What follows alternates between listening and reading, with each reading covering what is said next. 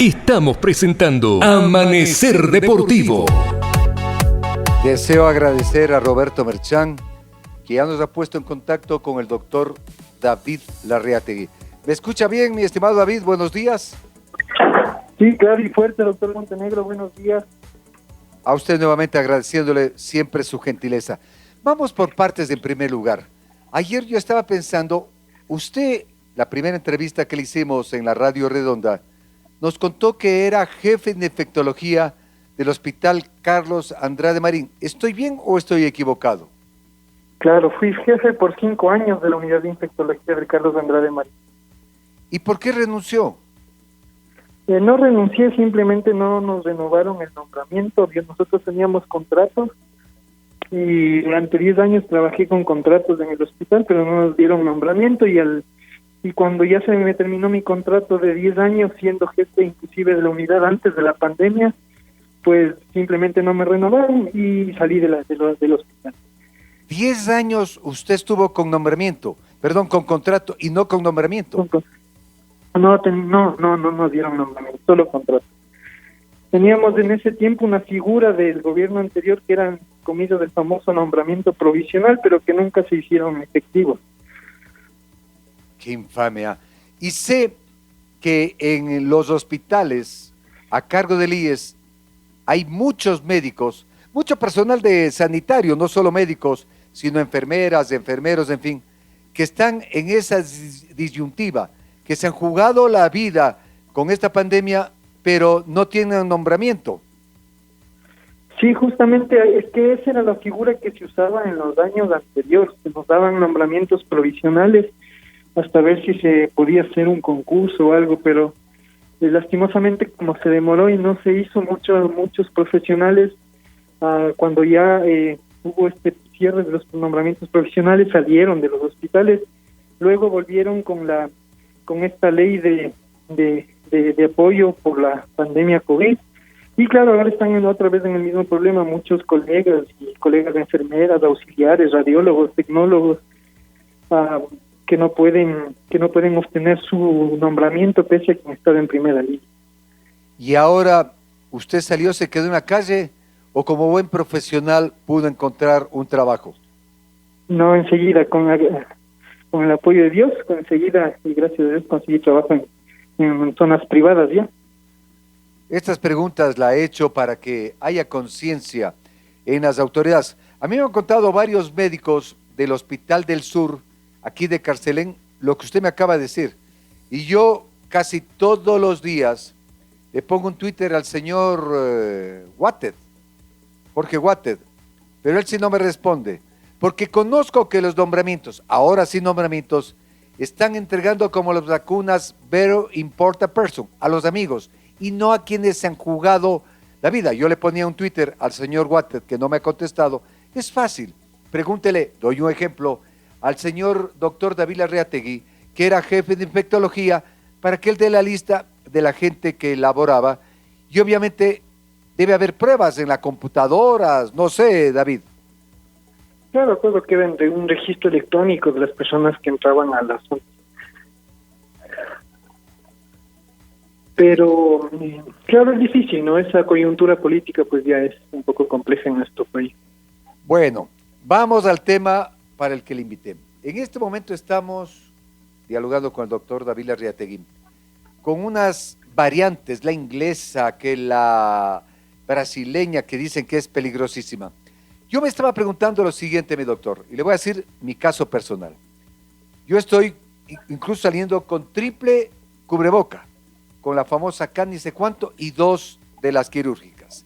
Y salimos, por ejemplo, a comprar algo con mi mujer. Mi mujer usa de igual manera esas máscaras y estamos distanciados, no entramos a lugares donde hay mucha gente. ¿Cómo me contagio si estoy tomando esas medidas del caso? Como se está escuchando ahora, que los contagios son masivos. ¿Cómo se produce el contagio? Porque mucha gente vuelve a decir que este bichito, como dice Roberto Merchán, está en el aire. ¿Cómo es, mi doctor? ¿Nos puede graficar, por favor? Bueno, a ver, El contagio ya está muy claro, es un contagio respiratorio, es decir, a través de gotas, y microgotas y macrogotas que generamos cuando hablamos, cuando tosemos, cuando estornudamos. El contagio de contacto es prácticamente nulo, diría menos del 1%, es muy poco probable. ¿Por qué se producen estos eventos de contagio masivo? Por tres causas principalmente. El no usar la mascarilla de manera adecuada, es decir, las mascarillas no se utilizan de manera adecuada o simplemente no se utiliza mascarilla.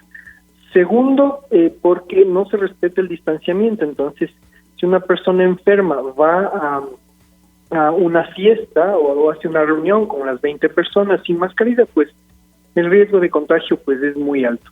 Y tercero, porque no se toman ciertas medidas, por ejemplo, de control en lo que es transporte público o zonas de espacios en donde puede haber mayor riesgo de contagio, como por ejemplo en el transporte público, que es una zona cerrada, peor si está lloviendo, se cierran las ventanas y uno se transporta del sur al norte de Quito en 1 hora, 1 hora 30, y si alguien está ahí y no utiliza bien la mascarilla, pues se genera el riesgo de contagio, ¿no? Entonces, estos son los lugares. Y obviamente, claro, esto que hemos visto todas las semanas, que es fiestas clandestinas, reuniones de gente, que en los feriados la gente se reunía para bailar, nadie respetaba. Entonces, esto genera estos números de contagios. Súmele a eso que estamos con estas variantes que usted acaba de nombrar, principalmente la brasilera y la inglesa, que son muy contagiosas. Voy a poner un ejemplo muy claro con economía de la familia. Es decir, antes, con las variantes anteriores, si yo tenía coronavirus y llegaba a una familia de 10 integrantes, se contagiaban 4.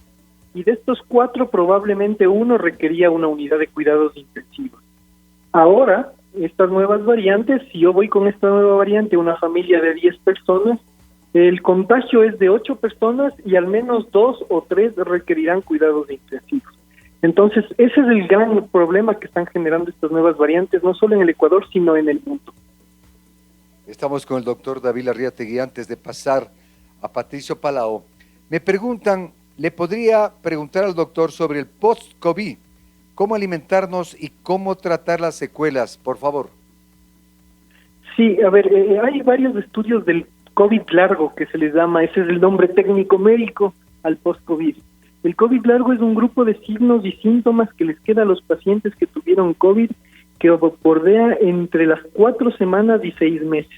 Y los síntomas más comunes son el malestar, el decaimiento, la pérdida de atención, el ánimo depresivo, el dolor de espalda, el dolor de pecho y el dolor muscular, que son los síntomas más comunes.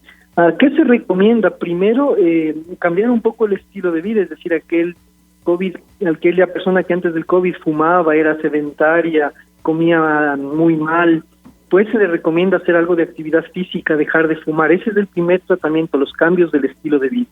Y segundo, pues hay un grupo de fármacos que se están dando a los pacientes para poder controlar esta enfermedad secundaria que deja el virus durante algunos meses, y hay pacientes que en realidad sí la pasan bastante mal.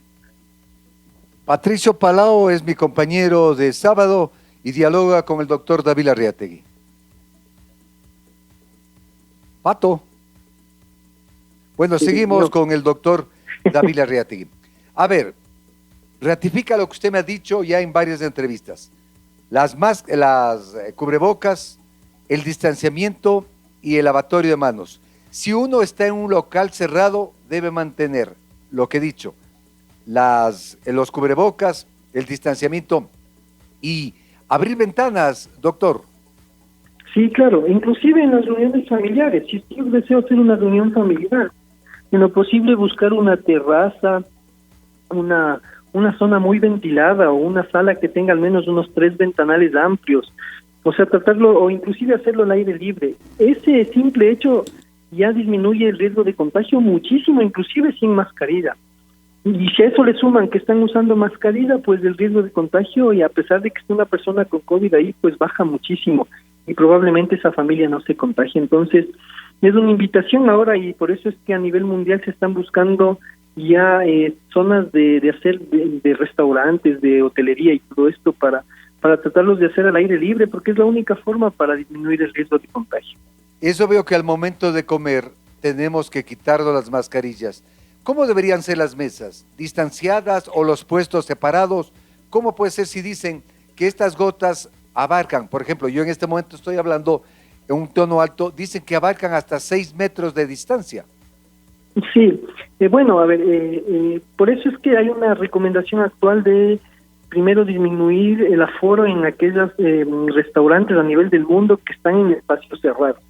Y en los restaurantes que tienen espacios en áreas abiertas, pues ese riesgo es mucho menor. ¿Qué es lo que se debe hacer en un restaurante en donde no tiene buena ventilación y se encuentra en un área cerrada? Pues lo ideal es reducir a 1/3 el aforo del restaurante y tratar de distanciar los espacios de la alimentación de las personas entre al menos 4 o 6 metros. ¿El fútbol cree usted que es factible que se vuelva con público limitando el aforo?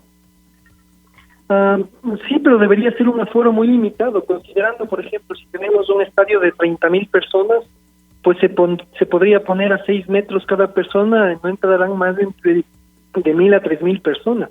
Y obviamente todas con mascarilla. Se podría, pero con una limitación importante del aforo que no llegará ni al 10%, como se empezó a hacer en Europa. Yo personalmente estoy opuesto como ciudadano, porque de ahí no tengo nada absolutamente, que nos deberían dejar salir a todos los que tenemos vehículo, para de una u otra manera mermar el uso de taxis y de transporte público. Pero la autoridad del municipio capitalino dice que lo contrario, que más bien eso puede contaminar más. ¿Cuál es su experiencia profesional, doctor?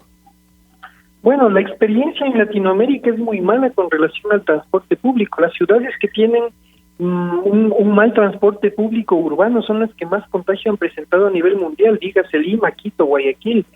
Nos ha ido muy mal, Bogotá. Entonces, es porque en el bus es donde más gente concentramos, en el transporte público, en el bus, en el metro.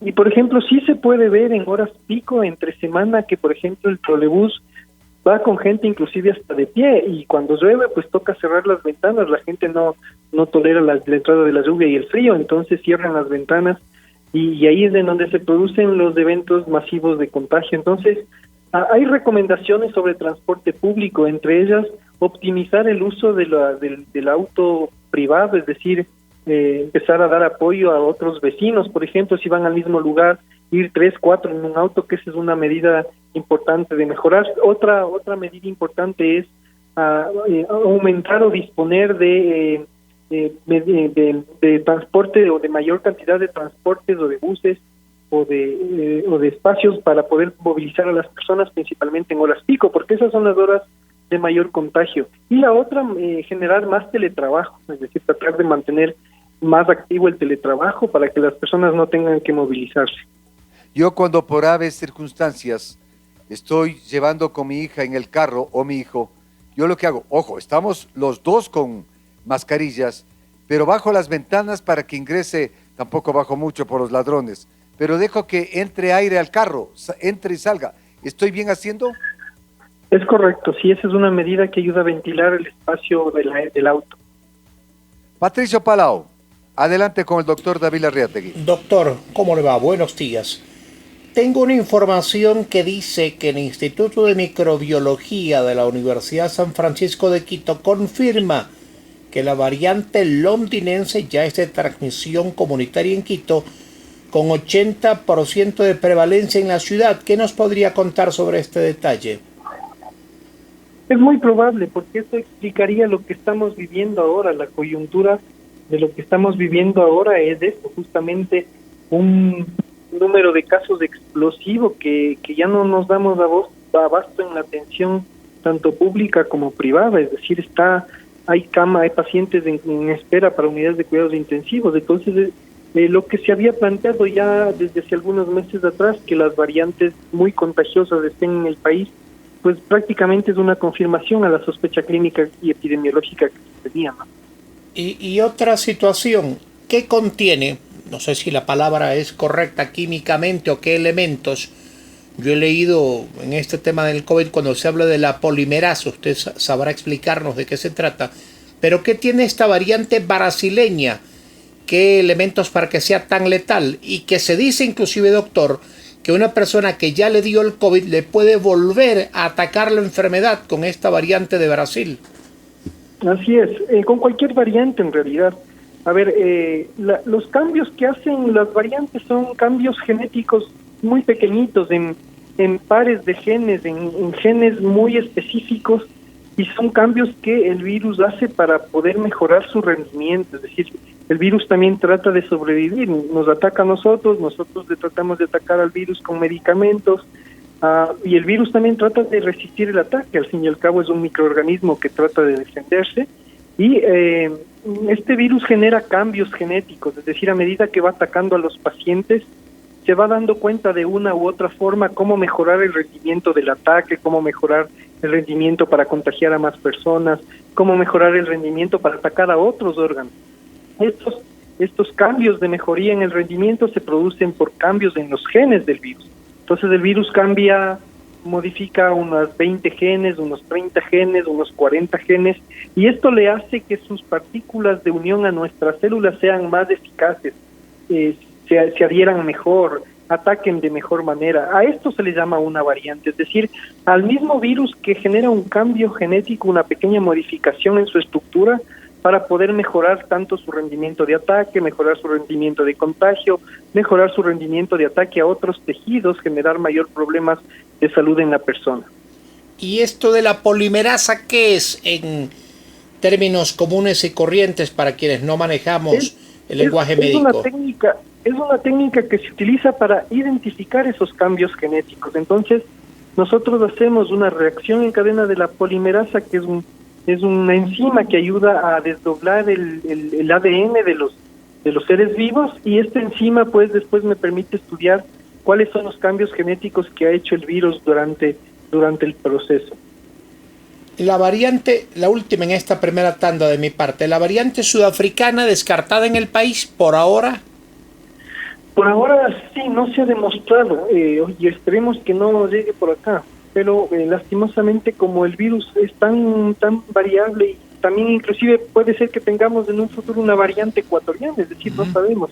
El virus está muta y todo el tiempo trata de defenderse al ataque, ¿no?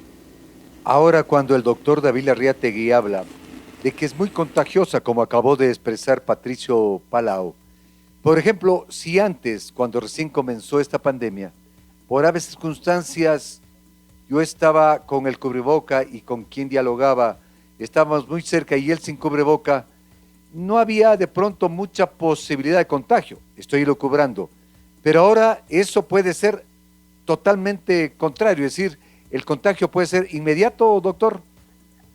Sí, el contagio suele ser muy rápido, puede ser inmediato, principalmente si es que la cantidad de gotas o gotículas se produce. Por ejemplo, en un estornudo fuerte, masivo, si yo estoy cerca de una persona que estornuda sin mascarilla, pues el riesgo es altísimo, puede ser inmediato inclusive el contagio. Ahora en el bus, porque me preocupa, mucha gente me está escribiendo, yo no tengo auto, tengo obligatoriamente que ir en el bus. En el bus, si la gente está con mascarilla y con mascarilla alguien tose, ¿qué pasa? Se limita mucho la eliminación del virus. Hay varios videos que le podría enviar esta semana, doctor, para que un poco explique a través de sus redes sociales esto, cómo una mascarilla evita en casi reduciendo un 95% de eliminación de estas gotas cuando una persona tose o estornuda, siempre y cuando esté puesto mascarilla, porque cuando no está puesto mascarilla, pues ahí se eliminan a gran distancia y con gran fuerza. El que no usa sí contagia, ¿no? Aunque otro esté sin mascarilla. Así es, absolutamente, es muy probable que contagie. Ya, yo creo que, ¿qué hacemos, doctor? Nosotros aquí en la radio casi todos los días damos consejos para ver si la gente toma responsabilidad. Yo digo, siempre fuimos jóvenes, usted fue joven una época, Patricio y yo también fuimos una época, como que a veces los jóvenes jugamos a la vida. ¿Qué decimos de esos jóvenes que cuando contagian a un ser querido, ahí me imagino si van a preocuparse? Sí, claro, recomendarles a los chicos que la enfermedad ahora no ve edad, es una enfermedad que no respeta a nadie. Por suerte en ellos la enfermedad tiene una baja letalidad y la afectación es baja. Sin embargo, ellos pueden ser los agentes que transmitan la enfermedad a sus abuelos o padres y después tengan que sufrir una pérdida de un padre o de un abuelo que es irremediable. Es decir, y con con este mea culpa de yo por no haberme cuidado, haberles llevado el virus que finalmente les contagió. Hay miles de historias que les podría contar de tantos jóvenes, adolescentes y niños, inclusive que han perdido a sus abuelos, padres, tíos, por un descuido, por irse a una fiesta y no cuidarse, o no obedecer, no hacer caso de mantenerse en casa en este tiempo, y ser ellos después los vectores que terminan generando los procesos de infección a sus padres y abuelos, ¿no? Entonces, y con pérdidas, a veces pérdidas de familias completas.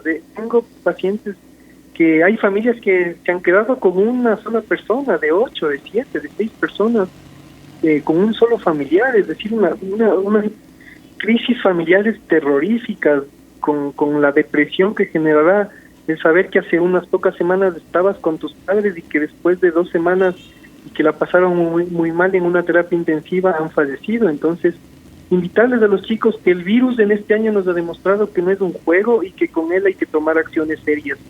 Y no solo los adolescentes, sino todos, ¿no? Si usted dependería tomar medidas, ¿qué haría esta gente que no les importa absolutamente nada? ¿Qué medida haría usted? ¿Una simple multa o qué? No, una sanción económica fuerte probablemente, y tal vez de hacerles que nos vengan a apoyar en los centros de atención, limpiando, barriendo. Vean lo duro que es estar en el COVID. Es decir, que vean la gravedad de la enfermedad, que esto no es un juego, tal vez por lo que ellos no ven lo que fallecen los pacientes en el día a día en gran cantidad, y ver que la realidad es otra. Tal vez eso sería un poco mi consejo. Me hacen una pregunta.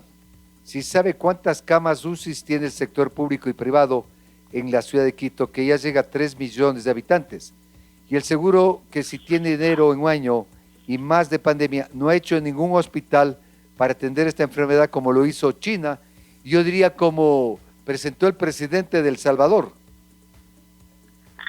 Sí, a ver, es que lastimosamente el número de camas UCI, no tengo el número exacto en la ciudad, pero asumo que deben estar entre las 200 tal vez camas UCI.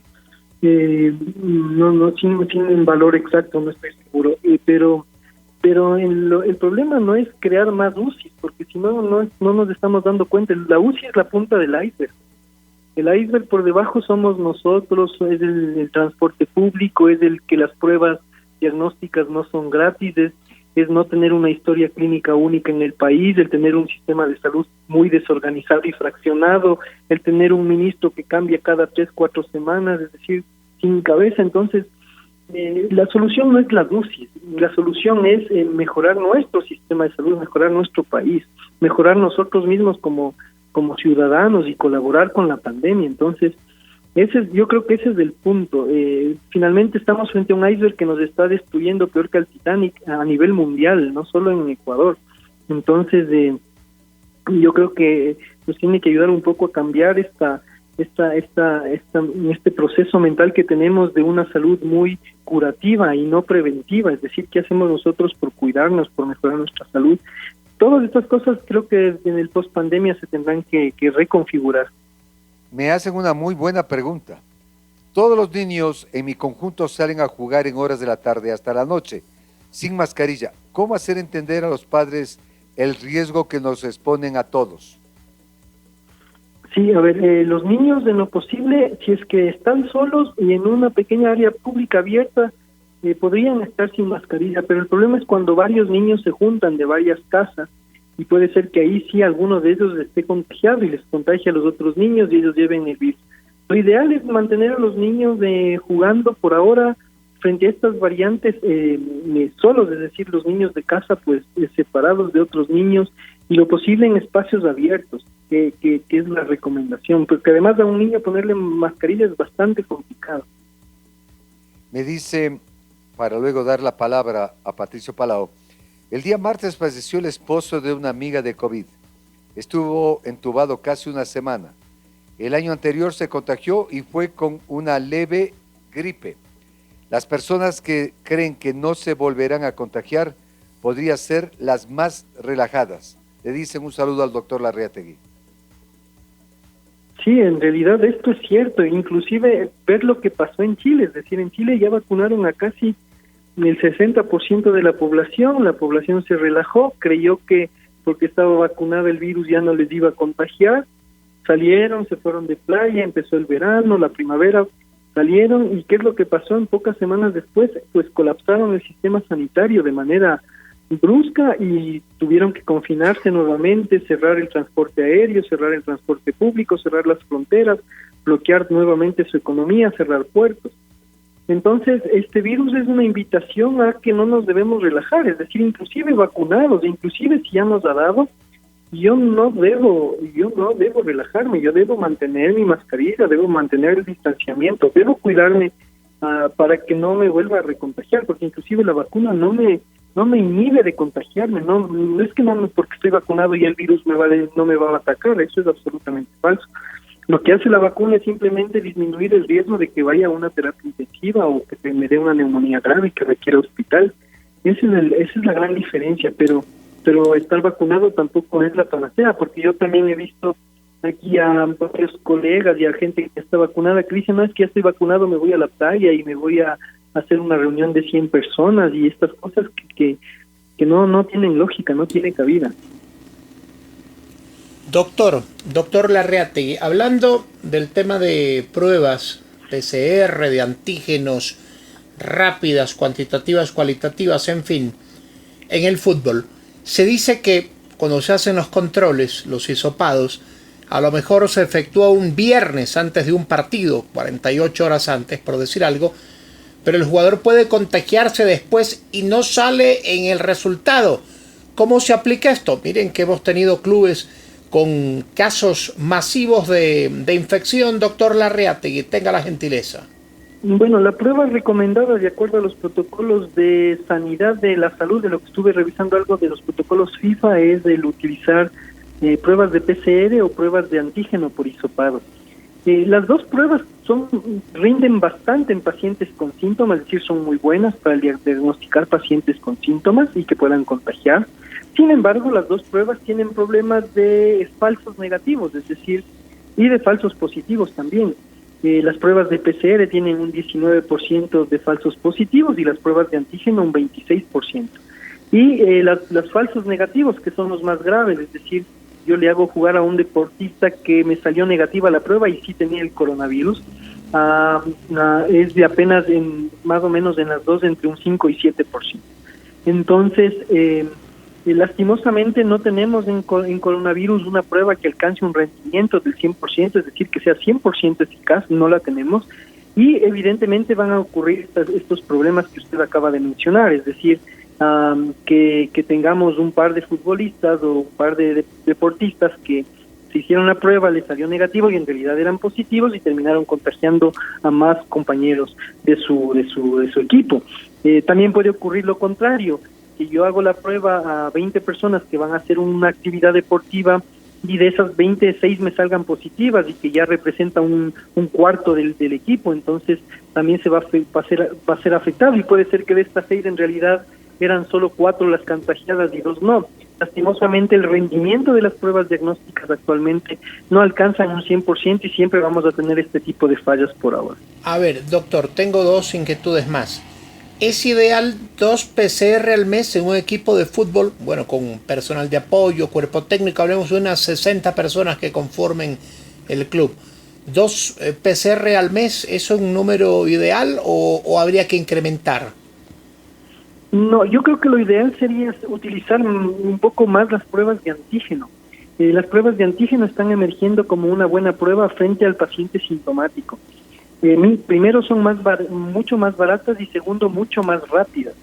Entonces tenemos que darle un poquito más de valor a estas pruebas, probablemente un PCR mensual y utilizar pruebas de antígeno previo a las competiciones. Ambas son por hisopado y ambas tienen buen rendimiento para el diagnóstico de pacientes infectados. Ya, y otro punto. Decía el año anterior el profesor Ramírez, ex técnico de Independiente, ellos tuvieron que viajar por Libertadores y mucha competencia interna, que casi todos los días les pinchaban los dedos para la prueba rápida. Esta prueba es aconsejable. Le digo algo, Liga Pro, a los pocos acreditados de prensa por partido, que son 20, también hace este tipo de pruebas. ¿Es correcto ese procedimiento? No, en realidad no debería utilizarse pruebas rápidas porque la sensibilidad de diagnosticar a una persona enferma es muy baja. Entonces, el rendimiento de la prueba frente a pacientes asintomáticos es muy malo de las pruebas rápidas. Lo ideal es escogitar bien a las personas que van a ir, si están asintomáticos, hacerles pruebas de antígeno y valorar y ver cómo se comportan durante el proceso. Dos preguntas, doctor Larriategui, que me hacen las personas que escuchan el programa. Pregúntele cuándo se estima, la pregunta del millón sería esta, más o menos que se va a terminar esta pandemia. Ya la gente no aguanta tanta depresión, incluso los pobres médicos, enfermeros, etcétera. ¿Se tiene algún estudio de cuándo podrá terminar esta pandemia? Sí, la Universidad de Johns Hopkins ha hecho una aproximación de cuánto va a durar cada pandemia por país. Y para el Ecuador nos cuantifican un tiempo aproximado de 3.687 días. Esos son 3.600, 10 años aproximadamente. Más o menos. Exceptuando que fortalezcamos nuestro proceso de vacunación. A propósito de la vacunación, otra persona me dice, su invitado dice que la vacuna no es la panacea. ¿Cómo puede decir eso? La vacuna prácticamente es la diferencia entre vivir o morir por COVID. No puede ser que se diga eso, al menos yo no estoy de acuerdo. Dice, me puedo contagiar pero ya no me muero. ¿Es verdad que una persona vacunada ya no se muere? No, a ver, es que este es un concepto este es un concepto erróneo, por ejemplo, que tiene la ciudadanía. La mejor vacuna que disponemos, que es de una industria farmacéutica, que fue la primera que vino al Ecuador, tiene una eficacia del 93%. ¿Qué significa este 93%? Significa que de cada 100 pacientes que tienen COVID ya vacunados, 93 se salvan y 7 se complican, o van a terapia intensiva o hacen neumonía grave. Eso es lo que hace la vacuna, esa es la eficacia. Entonces, significa que no es que ¿por qué digo que no es la panacea? Que se entienda bien, no es la panacea porque primero no es que impide que me contagie, yo me termino contagiando. Lo que sí hace es reducirme el riesgo de mortalidad, pero ¿quién quita que yo dentro de ese grupo sea de este 7% que me voy a complicar, inclusive vacunado? Y es lo que estamos viendo, pacientes vacunados que se complican. Claro que entre más vacunemos va a haber menos gente complicada, pero sin embargo, por eso les digo, no es el fin de la pandemia la vacunación. Lo que sí va a hacer es liberar mucho las camas de terapia intensiva y de hospitalización y tener menos personas en terapia intensiva. Pero ojo, no quiere decir que yo no me vaya a complicar, porque esto es una cuestión un poco del azar. Si yo pertenezco a este grupo del 7%, soy diabético, hipertenso, tengo más de 75 años, tengo una enfermedad de inmunosupresión, pues igual me va a complicar el COVID, con o sin vacuna. Dice, a mi esposa le salió en un laboratorio reconocido positivo, la PCR. Luego le hicimos la prueba de sangre cuantitativa. En el mismo laboratorio le salió negativo. Posteriormente le hicimos pruebas PCR en otros 2 laboratorios reconocidos y salieron negativos los resultados. El primer laboratorio se mantiene, que mi esposa sí tiene COVID. Depende mucho si es que la paciente tuvo síntomas, y si es que tuvo síntomas e inicialmente tuvo COVID y después le salieron negativos, es probable que haya tenido una carga viral baja y lo liberó. La otra opción es lo que les comentaba de los falsos positivos que puede ocurrir, pero todo depende del contexto de la enfermedad de la paciente. Doctor Larriategui, por favor, no se retire. Tengo unas 3 preguntas de la audiencia que me están enviando al 0993-714271. Preguntas y luego de paso con Patricio Palau. Hacemos la pausa, volvemos. Estamos con el doctor David Larriategui hablando de este bichito que dice Roberto Merchán, el COVID.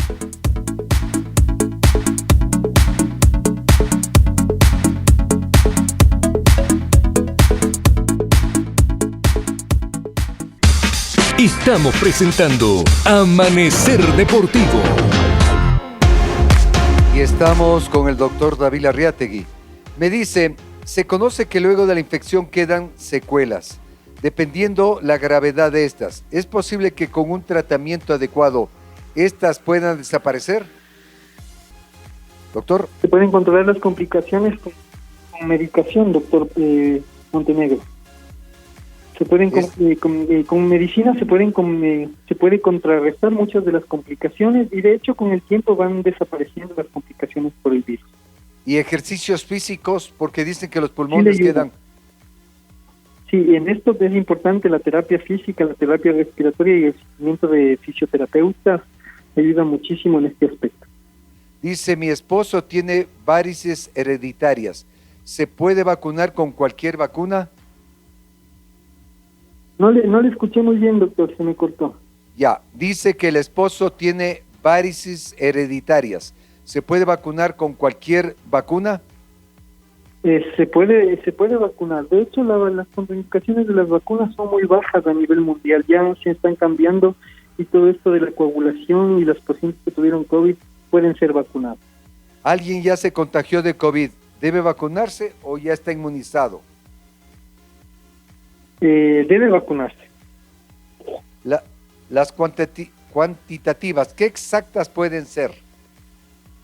Depende mucho del contexto del paciente, pero en general no tienen una buena eficacia en el diagnóstico inicial. Son bastante flojas en el diagnóstico al inicio de la enfermedad. Pregúntele al doctor Arriategui si ayuda el tomar limón y comer mucho ají. Ají, dice. Gracias. Bueno, hasta ahora no se ha encontrado alimentos o sustancias que puedan ayudar a mejorar el rendimiento frente al COVID. Pregúntele al doctor Arriategui si una persona estuvo en contacto con alguien que tenía el virus, ¿en cuántos días aparecerían los síntomas en las personas que estaban sin el contagio? O sea, depende mucho y es variable del tiempo de exposición y todo, pero por lo general 5 a 7 días. ¿7 a? 5 a 7 días. Allá. ¿Cuáles son las secuelas para los que tuvimos COVID asintomático? ¿La carga viral es igual comparada con aquellos que tienen síntomas? Sí, aparentemente no importa la gravedad de los síntomas entre el COVID largo de asintomáticos o de los graves, ambos presentan casi la misma sintomatología. Mi papá padeció de arteriosclerosis y toma anticoagulantes. ¿Puede vacunarse? Puede vacunarse. Dice, ¿cómo se sabe si tenemos anticuerpos contra el coronavirus? Hay que hacer las pruebas de anticuerpos en sangre y aunque ya están por llegar acá las pruebas de anticuerpos neutralizantes, que son las que se generan después de que el paciente ya está vacunado. La persona que ya se contagió, ¿en qué tiempo puede vacunarse con las vacunas que están La nueva recomendación del CDC es a las 4 semanas. Ya. Vamos, Patricio Palao. Usted tiene inquietudes con el doctor David Arriategui. Gracias, Pablo. A ver, vamos en orden porque por Twitter también me están escribiendo. A ver, primero, ¿por qué se está dando este contagio de gente joven? Conocí de casos en Guayaquil. Una chica de 27 años y un joven, varón de 33, fallecieron. ¿Por qué antes se pensaba que solo el de tercera edad o muy mayor tenía este inconveniente? Lo que pasa es que ahora, como las nuevas variantes mejoraron el rendimiento, también están atacando más a los pacientes jóvenes. Entonces, se están contagiando a aquellos jóvenes que antes estaban encerrados y que ahora están saliendo. Entonces, ese es el punto. Pero no es que ha aumentado la mortalidad por las variantes en los grupos jóvenes. Sigue siendo igual, menos del 1%. Otra pregunta, muy presente de actualidad. Mushuk Runa, equipo de la provincia del Tungurahua, señaló que en su laboratorio tuvo apenas 4 contagiados, 3 del equipo de la primera división y un juvenil, y en otro laboratorio salieron 9 en el de la Liga Pro, el laboratorio oficial, digámoslo así. ¿Por qué esta diferencia?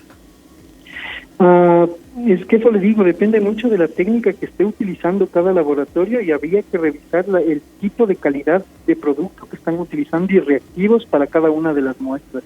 creo que debería haber un pronunciamiento de las personas y coordinadoras de la Liga Pro para que nos puedan explicar o que puedan explicar a los ciudadanos qué tipo de técnica se utiliza y cuál es la mejor, porque difiere mucho de la técnica que utiliza cada laboratorio. Tengo una inquietud desde Nueva Jersey, New Jersey, en los Estados Unidos, sobre la variante hindú. ¿Qué conoce, doctor? Si es posible que Sí, pueda llegar al hay país. 3 variantes nuevas, la variante de Nueva York, la variante de Miami y la variante. Siempre irán apareciendo, los virus tratan de mejorar su rendimiento tanto al contagio como a la infección. Y otra más, que hay muchísimas preguntas. ¿Es necesaria una tercera dosis de Pfizer en 6 meses o no? Aparentemente sí, no está 100% dilucidado, pero aparentemente sí.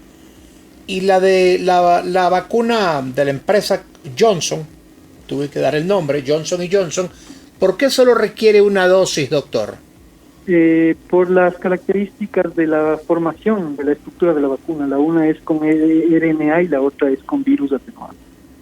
Muy bien, doctor. Adelante, Tengo Pablo. las siguientes preguntas. Mi madre tiene 66 años, diabetes e hipertensión. ¿Puede vacunarse? Puede vacunarse. Podría preguntarle al médico qué hay de verdad tomando la ivermectina. El caso de ivermectina es que, igual que cloroquina, perdió mucho la eficacia en el tratamiento. Prácticamente no es muy útil en el paciente clínicamente enfermo. ¿Y el dióxido de cloro? Exactamente igual que ivermectina y cloroquina han perdido mucha eficacia en el control de la enfermedad. Soy alérgico y me dio un Spock anafiláctico. ¿Me puedo vacunar y tengo 63 años? Bueno, ahí tiene que tener mucho cuidado. Hay una contraindicación en pacientes que tienen antecedentes de shock anafiláctico, en donde si es que quiere recibir una vacuna y someterse a ese riesgo, pues deberá firmar un consentimiento. Y recordar que los pacientes que tuvieron alergias graves, en este caso como el radioescucha que dice que tuvo shock anafiláctico, hay una probabilidad de que pueda ocurrir al colocarle la vacuna. Mi mamá se vacunó la primera dosis Sinovac. ¿Con la segunda dosis tendrá alguna reacción? Ella tiene diabetes. Probablemente no. Por lo general van bien y son las vacunas bastante seguras. ¿Qué opina de la AstraZeneca o Seneca, la vacuna?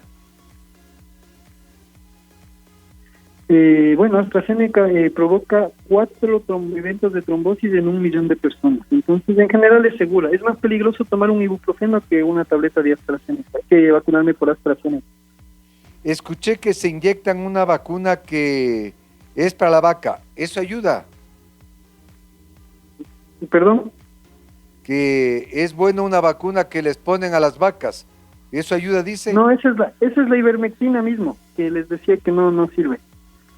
Me dice otros doctores que indican que cualquier vacuna impide que el 100% de los vacunados llegarán a fallecer o complicarse gravemente. Sí he visto esto en el internet, que vamos a morir todos los vacunados. ¿Qué dice mi doc? No, eso es una cosa que no tiene fundamento lógico ni científico.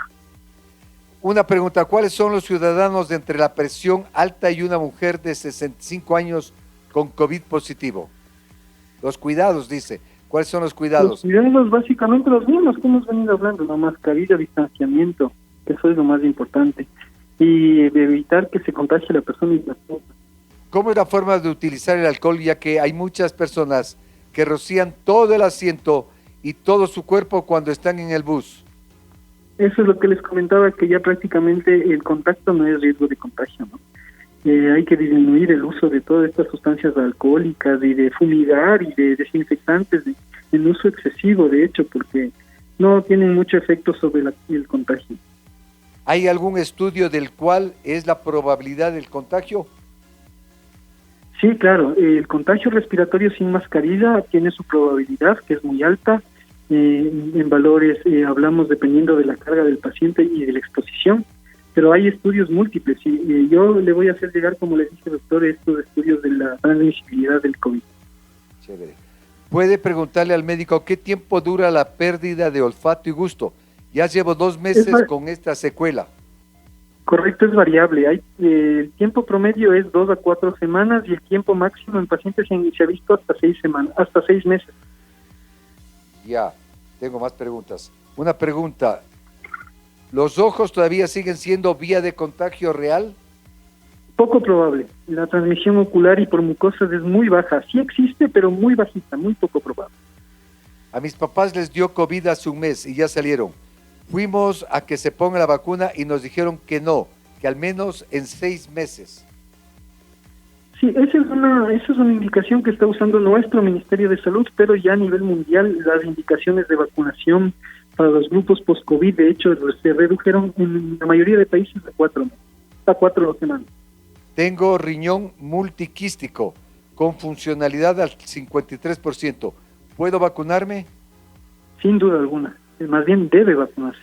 Hace más de 30 años me picó una abeja y me dio un shock anafiláctico.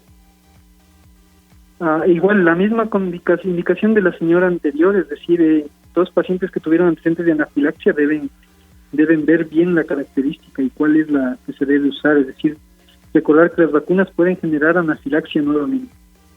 ¿Qué hay de verdad que tomando un té de limón con bicarbonato alcalinizado, el pH protege el virus?